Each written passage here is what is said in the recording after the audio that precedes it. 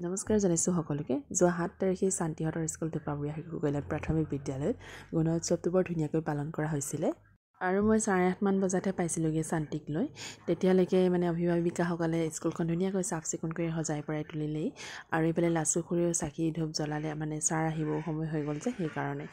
আৰু মই ঘৰলৈ গুচি আহিম বুলিয়ে গৈছিলোঁ, আকৌ এবাৰ যাম বুলি, কিন্তু মই ঘৰত থকা ভাগতে গৈছিলোঁ সেইটো কথা, কিন্তু আহিব নোৱাৰিলোঁ আৰু তেতিয়ালৈকে ছাৰ আহিলে। তেখেত শিৱসাগৰ গাৰ্লছ কলেজৰে হয় আৰু গোটেইখিনি চাই যাওক শেষলৈকে আপোনালোকে আমাৰ স্কুলখনত কেনেকৈ গণোৎসৱটো পালন কৰা হ'ল। আৰু এইফালে এতিয়া ল'ৰা ছোৱালীবিলাকে ধুনীয়াকৈ শাৰী পাতি পাঠ্যসভা আৰম্ভ কৰিবলৈ বুলি লৈছে। নমস্কাৰ জনাইছোঁ সকলোকে। আজি আমাৰ টোপাবুৰীয়া শিশু কল্যাণ প্ৰাথমিক বিদ্যালয়ৰ প্ৰাংগণত উপস্থিত থকা সকলোকে আমি শ্ৰদ্ধা জ্ঞাপন কৰিছোঁ। আজি আমাৰ বিদ্যালয়ত বহুমূল্য হিচাপে উপস্থিত থকা শ্ৰদ্ধাৰ শ্ৰী প্ৰাঞ্জল পংকজ বৰুৱা ছাৰক আজি আমাৰ টোপাবুৰীয়া শিশু কল্যাণ বিদ্যালয়ৰ তৰফৰ পৰা পোনপ্ৰথমে আদৰণি জনাইছোঁ, স্বাগতম জনাইছোঁ ছাৰ। আজি ছাৰক অসম চৰকাৰে যি দায়িত্ব অৰ্পণ কৰিছে, সেই দায়িত্ব তথা কাৰ্যসূচী যাতে সুকলমে আজি আমাৰ বিদ্যালয়ত পাৰ কৰিব পাৰে, তাৰ বাবে ছাৰক অভিনন্দন জনাব বিচাৰিছোঁ। আমি আমাৰ বিদ্যালয়ৰ তৰফৰ পৰা ছাৰলৈ শুভেচ্ছা জ্ঞাপন কৰিব বিচাৰিছোঁ। পোনপ্ৰথমে আমাৰ ছাৰক অভিনন্দন জনাব আমাৰ বিদ্যালয়ৰ প্ৰধান শিক্ষক আফিনুল হুছেইন ছাৰে।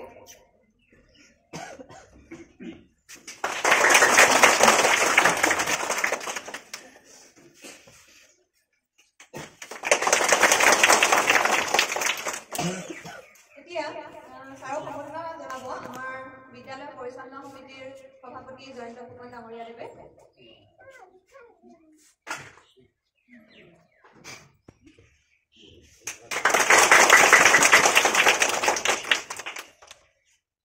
এতিয়া আমাৰ বিদ্যালয়ৰ মাতৃগোটৰ তৰফৰ পৰা ছাৰক সম্বৰ্ধনা জনাব বিচাৰিছে মাতৃগোটৰ সভানেত্ৰী চুমি বুঢ়াগোহাঁই বাইদেউ। আগবাঢ়িবলৈ অনুৰোধ জনাইছোঁ।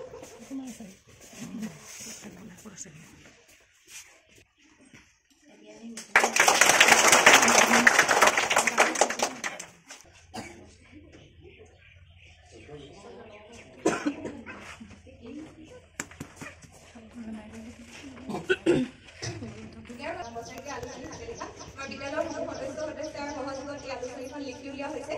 এই আলোচনীখন আজি আমি আপোনাৰ হাতে উন্মোচন কৰিবলৈ বিচাৰিছোঁ।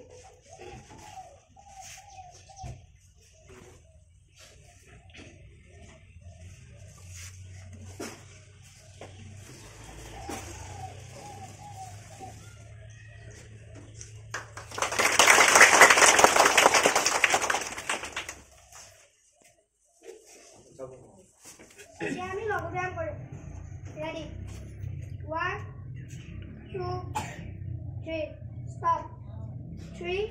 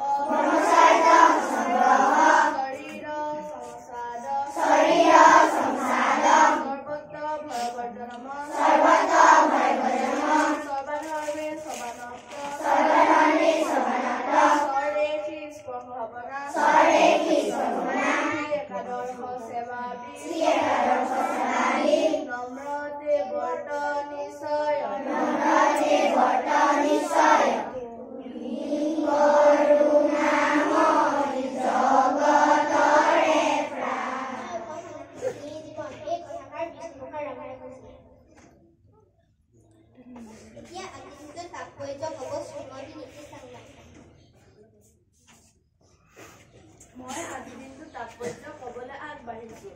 আজি 7 জানুৱাৰী 2025 চন, অসমীয়া লেখেৰে 1946 চকৰ পুহ মাহৰ 22 দিন। আজিৰ দিনৰ পৰা বছৰটো শেষ হ'বলৈ 358টা দিন বাকী থাকে।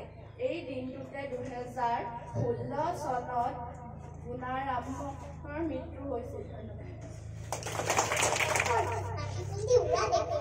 Ma, oh ma, tu sei Marlon, বগা হালধীয়া ৰছিয়াৰ এখন আছে তাৰ নিচিনা চৰাই এটাই মোৰ কাষলৈ আহিল না ও মা বগা বুলিলে কি কুটু কুটু কৰে আৰু মোৰ বুলিলে লৰ মাৰিব ফুৰ ফুৰ কৰা কিয় প্ৰেমিকা নহ'ল মই কিয় কত জোৱানত মৃত্যু হ'ল কত জোৱানত মৃত্যু হ'ল হেনো হিমালয় ভাৰতৰ প্ৰহৰী কাহানী শুনিছিলো কাহিনী পিছে মৃত জোৱান হবে